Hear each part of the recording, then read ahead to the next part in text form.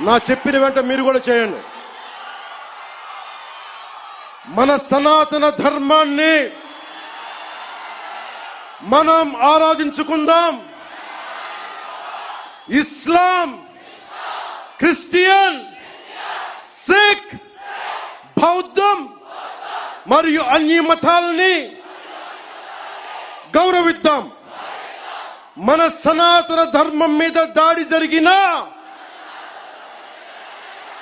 అపహాస్యం చేసిన, దూషించిన, ప్రాణాలొడ్డైనా సరే మనం సాయి శక్తుల రక్షించుకుందాం. జై భారత్, జై హింద్.